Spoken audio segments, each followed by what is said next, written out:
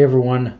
Okay, so the chapter starts with Izuku communing with the second holder, where we learn Izuku had attempted to use his power before, and the second immediately chastises Izuku, saying he can't use this quirk like he does the others because of the nature of his powers and how the second's power has ended up mutating when merging with One for All, and it's a quirk that is a very time and place focused kind of power. So taking in that information and what it means, it tells me that whatever this quirk is, it's not only something Izuku needs to keep in reserve, but it's also something that's not best to use against your average quirk possessed person like Toga.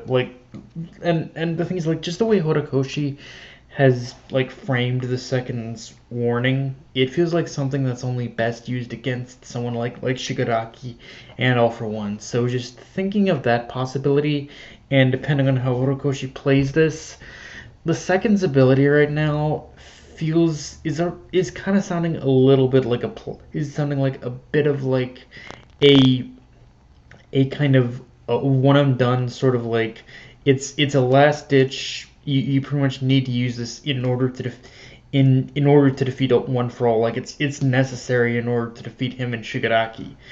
When like it's one of those things where it feels like it's being set up, but it's like it's one of those abilities that feel like it's the kind of thing where it feels like the second's ability is being set up to for the express purpose of defeating Shigaraki or All for One at this point, like and any other use of it will in fact kill an average quirk user, and and in that sense, I will say just kind of taking that into account, I do like how it is building up this quirk as something extremely powerful.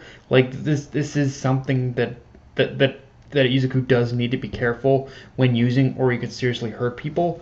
But at the same time, I'm and it shows that the second has been preparing this quirk in an absolute means of defeating all for all for one. So in that sense, it does make it what he's saying, what he's warning about makes sense.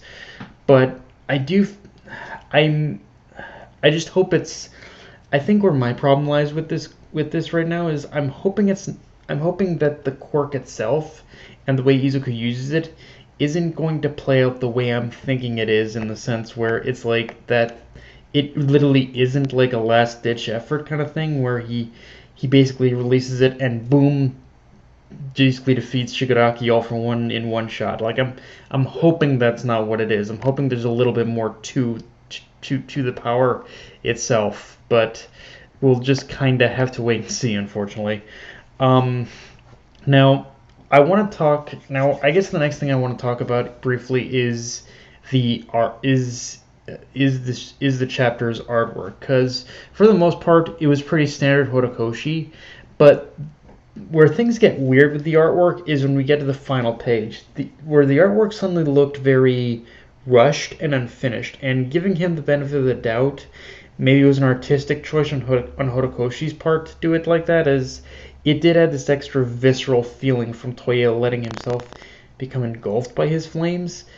But at the same time, I almost wonder if that effect is only coincidental, and this chapter is one of those where he only just barely managed to get it out on time. Because the other thing too is that unless that's part of the schedule they gave him, the rushed artwork on the last page and the fact that Horikoshi's taking a 2 week break does have me asking a few questions. And maybe something happened to him in the final stretch when he was drawing this chapter. But yeah, artwork on that last page definitely looked like it looked more than a little off, and it's one of those things where he just needed that extra couple minutes in order to finish this chapter. But yeah, I don't know what exactly, I don't know what happened there. If it's an artistic choice, I can deal with that. But and I almost wonder if that I kind of almost am believing that, considering how everything else looks so good. But yeah, if it wasn't intentional, then I'm just wondering what hell happened with the artwork there. Um, with that said, obviously the big thing with this chapter though is the confrontation and setup between Shoto and Dabi, and already, as much as we may hate to admit it, Toya already kind of has the ideological advantage over Shoto right now, because while Shoto did affirm his belief that he's facing Toya for his own reasons and wanting to face his brother in order to try to save him, and for his, and just that's based on his own reasons and his own beliefs, Toya's counter is also kind of spot on in the sense that the only heroes left are those that are fighting now, but in reality there's no actual here there's no heroes left here. Just there's no heroes left, just people fighting for what they each believe and are going to fight to see that belief through to the end. And it really just comes down to which person has stronger convictions to make it so. And yeah, obviously it feels very reminiscent of the Flamingo speech at Marine Ford, but in this case, it is weirdly a little more true in the sense where the villains have already won. Since like ever since the time skip, the villains have become the new law of the land, and weirdly enough, given freedom for society to do as they wish. Albeit you could argue too much freedom, obviously, as criminals have been given more free reign to do as they please in this in society now that all the rules, and all the laws and all the restrictions have been thrown out the window by the villains. But it but at the same time, it does need to be said that unless Shoto, the heroes, and the students can learn from the mistakes society had made previously, then at this point, win or lose, it doesn't matter. It doesn't win or lose. It doesn't matter if Shoto defeats Toya or not. The villains will have won regardless of result, unless that fundamental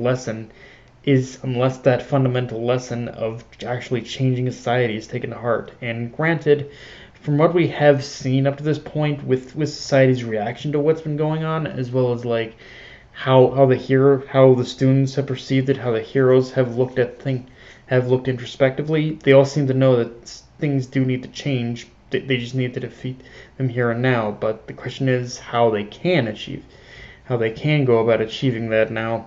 And now Shoto.